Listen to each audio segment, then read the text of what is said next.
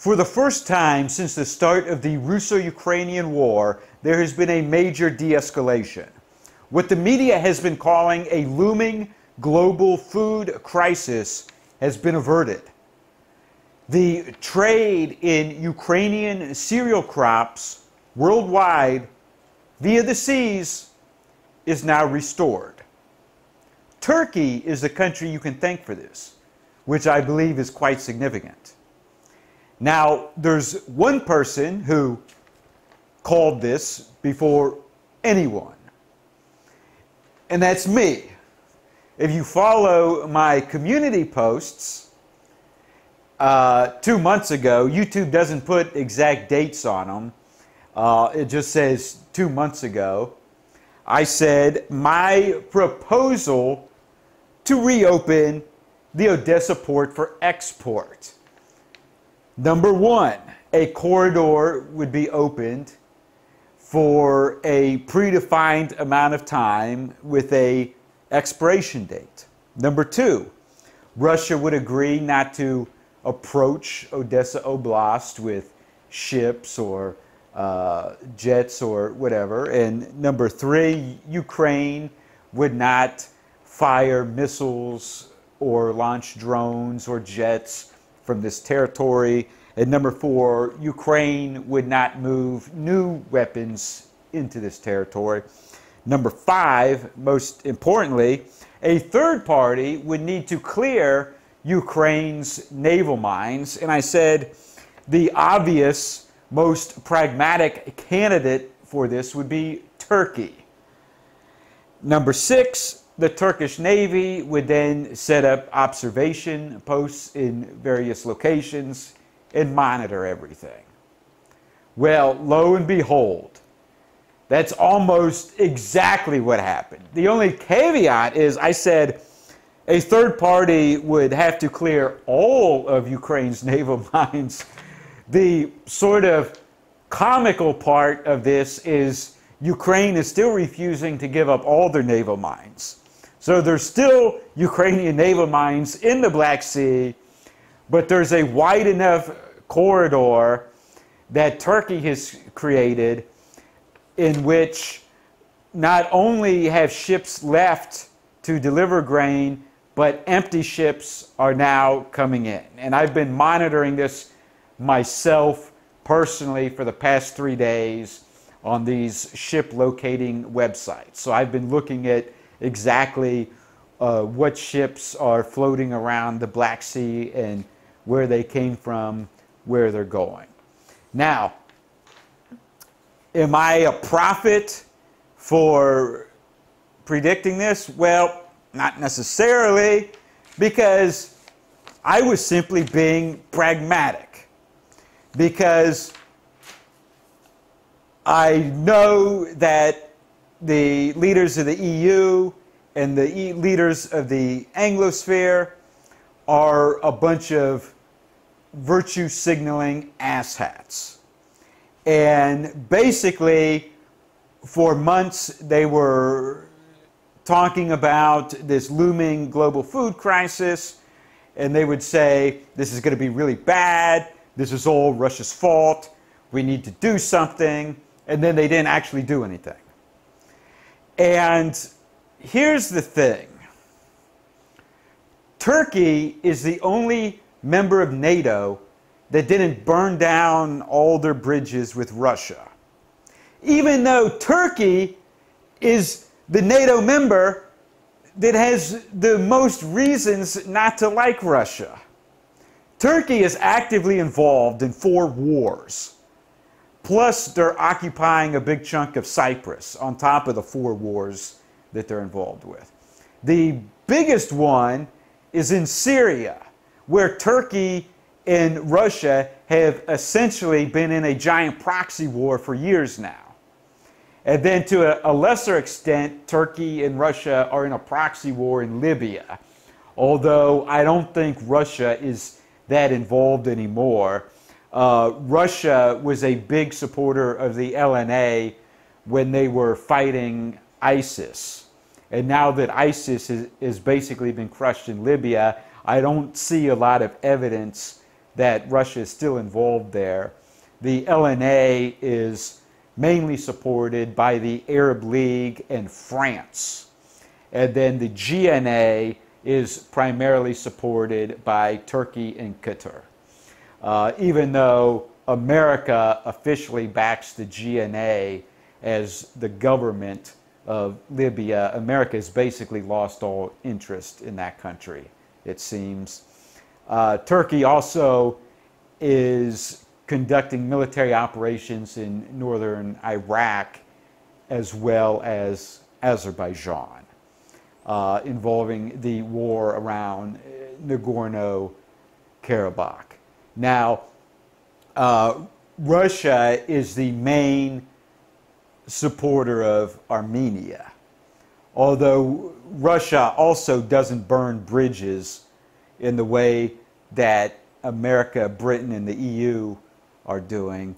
So Russia is actually still friendly with Azerbaijan, and Azerbaijan is using a lot of Russian military equipment. So it's a complicated situation. But in the past several years, because of the conflict between Turkey and Russia in Syria, Turkey actually got really close to Ukraine. And Turkey and Ukraine have a bunch of joint weapons programs. And you may have noticed that probably the #1 most celebrated weapon used by the Ukrainians are Turkish Bayraktar drones. Ukraine was actually building a domestic Bayraktar factory in Ukraine when the war started, although it was not ready yet. It was not actually producing drones. But Turkey has still been selling all kinds of Bayraktar drones to Ukraine. Now, compare Turkey to Germany. Germany has every reason to remain friends with Russia and just burn down all kinds of bridges in order to virtue signal. Turkey doesn't even like Russia, but is the one cooperating with Russia when it suits their interest. Erdogan and Putin have had 2 face-to-face meetings in the past week and a half. Russia and Turkey are increasing trade right now. They're coming closer together. If you followed my community posts, you might also be under the impression that I don't even like Turkey or Erdogan. And that would be correct. I believe that the Osmanli Turks are the #1 traditional enemy of Europe, and they should never be trusted. But compared to the leaders in Europe and the whole Anglosphere, Britain, America, Canada, Australia, New Zealand, they all look like infantile little babies compared to Erdogan when it comes to foreign policy. Erdogan doesn't burn down bridges just to virtue signal about how allegedly righteous he is, which none of these European or Anglosphere leaders are even remotely righteous. They're all just idiotic hacks who have no business leading major nations. The bottom line is, this is the first de-escalation in this war.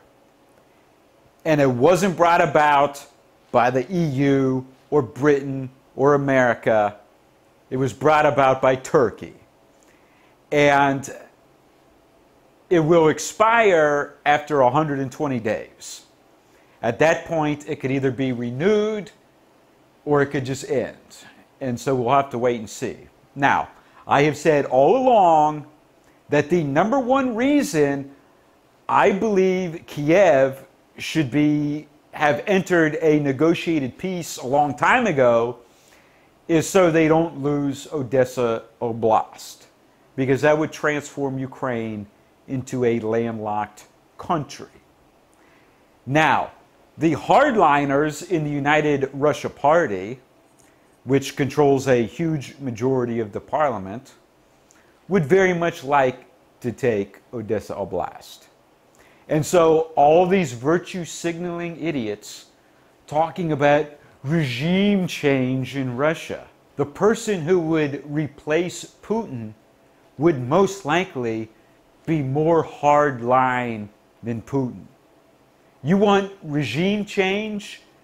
That would probably mean that Russia would declare an actual war. So all this goofy rhetoric about limited military operation, that's Russian legal speak. If Putin was removed, most likely his successor would declare an actual war, an actual mobilization, and hundreds of thousands of Russians would be poured into the front lines, and they would take much more of the country, particularly Odessa Oblast. And Ukraine would be transformed into a landlocked country. That's the reality. I'm not giving you bullshit clickbait like everyone else. That's what's probably would happen if Putin was replaced. So there you have it. 2 months ago, I proposed a 6-point plan to reopen the port at Odessa and resume trade between Ukraine and the rest of the world. And almost exactly as I wrote it out, that's what happened. So call me a prophet if you will. I think I was just being pragmatic. All right, thanks for watching this video. Click the like button, post a comment below, tell me what you think about this. And please subscribe to my backup channels on BitChute and Odyssey. I'll post links below. YouTube doesn't like me. They highly suppress the distribution of my videos. They recently deleted a video for the very first time, and it was a video I posted of clips of cats. It was called Pet Videos That Don't Suck. And they claimed that my collection of cat videos promoted violent extremism. So, whatever. Also, you can support me on Subscribestar. I'll post a link in the description below. And click the subscribe button. New video every few days.